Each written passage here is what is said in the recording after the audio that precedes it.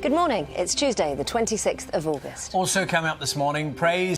Good morning. First, our main story today. There have been fiery exchanges between Scotland's First Minister, Alex Salmond, and the leader of the Better Together campaign, Alistair Darling, in their final televised debate on Scottish independence. They clashed over North Sea oil, the NHS and the question of currency. A Snap Guardian poll of Scots who saw the confrontation suggests that 71% thought that Mr Salmond was the better performer. The referendum takes place in just over 3 weeks, with postal voting papers being sent out from today. Lorna Gordon has more from Glasgow. The debate's later in the programme.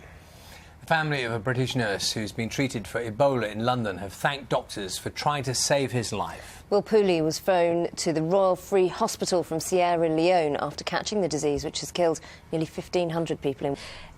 Good to hear the family being so positive about Mr Pooley's treatment. Do we know anything more about his condition now? Andy, thanks very much for keeping us up to date. Andy Moore there. All 43 police forces in England and Wales have signed up to a new voluntary code of conduct for how they use their stop-and-search powers. The scheme was first suggested in April by the Home Secretary, Theresa May, who said the technique was being misused so frequently that it was damaging relations between the public and police. Here's our Home Affairs correspondent, Matt Prodger. 3 men have been stabbed. 2 police officers have been attacked at the Notting Hill Carnival in London. The Ukrainian president is to meet Russia's President Vladimir Putin to try to end the crisis in eastern Ukraine. The meeting, scheduled for later this morning, is being held in the Belarusian capital Minsk and will be the first time the pair have met since June. France is expected to get a new government today after a fresh political crisis resulted in the dissolution of the entire cabinet. British conservationists say the world's rarest bird, the Madagascar pochard, needs a new wetland home if the species is to make a recovery.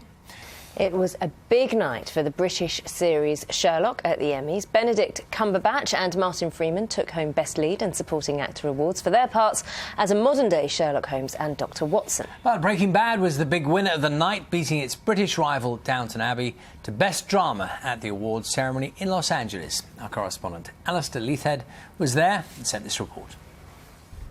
The Emmys last night, a lot of success for some British stars, Sherlock particularly. And remembering Robin Williams. It is 11 minutes past 6. It's time to get to find out how happy Manchester City fans are this morning. Very happy this morning. How disappointed Liverpool fans are. Disappointed Liverpool, but the thing is, they came first and second, didn't they, in the league last season? And it really came down to the wire. Liverpool fans came away last season feeling really hopeful looking towards this season. But yes, I think you're right. It'll be the City fans who are happier because, judging purely from last night's performance, it looks like City could be on for the title again. I mean, it's too early to say, but... Well, Balotelli was in the wings, though, wasn't he? He was watching on, so there's some hope. It's way too early to say. But if you're going to have to choose between first... Go, presumably. Well, when does it say it was? 26 years time ago. And then, we were talking last week a lot about...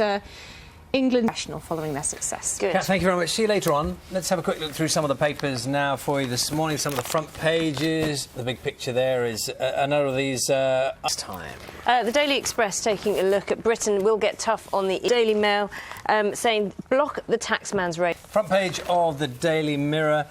More on Will Pooley. This and picture of the Notting Hill Carnival in the rain. It was very... would you like to hear some words that have gone out of fashion? Yes. Words that have gone out of fashion, Please. just according to the Times. Words in decline include the word fortnight, just being words that are going out of fashion. Do you know why marvellous is going out of fashion? Because things aren't marvellous anymore? Well, no, people are using words like awesome instead. That's become really, really popular. It's like one of the biggest rises. It's also in the Mail as well. Where are you? Are you marvellous or awesome? They've got the tax system up, so it'll be a digital automatic system rather than having that physical paper tax disc in your window. It's quite sad. See, you two didn't know. There you go. I didn't know that. So, but presumably the ones that you've got now carry on until the... Ah, there you go. Yeah, Cars won't look quite the same, will they? I'm glad I've actually provided some useful information Always, for a change. Always. It was Marvellous. fabulous. Thank you. Let's see, time now, 17 minutes past 6. You're watching Breakfast from BBC News. A reminder of our main stories this morning. Also coming up after the weather, they cost more. Let's take a look at the weather this morning. Some of the papers taking a look at a very cold and grey August. Naga just asked me to get the papers. It's a bit of a mess over here. There you go. That's what you wanted, was it? It is. Cold, grey and wet. This was in the Times. The bank holiday weekend was notorious for the weather. This one may have trumped the lot, the Times says. We had Tim's going to explain to us why we're suffering. Alex, good morning. Indeed. OK. Alex, thanks very much. When was the last time you caught the bus? A new report from the centre-left think tank, the Institute for Public Policy Research, says passenger numbers are going down as fares have gone up. The report says that there hasn't been enough competition between different companies since deregulation. Well, we've been finding out whether people think that they are getting a good deal or not from their local buses. In our central London studio is Mark Roney, who co-authored the report. Thank you very much for joining us this morning, Mark. Good morning. Good morning. Could you tell us specifically what problems people are experiencing now that deregulation apparently doesn't seem to have offered the best deal for customers? Your response to that? Roney, thank you very much for joining us and taking us through the report. Thank you. Also coming up on Breakfast this morning and staying with the transport. It's quite surprising. Time now to get the news, travel and weather where you are. See you soon.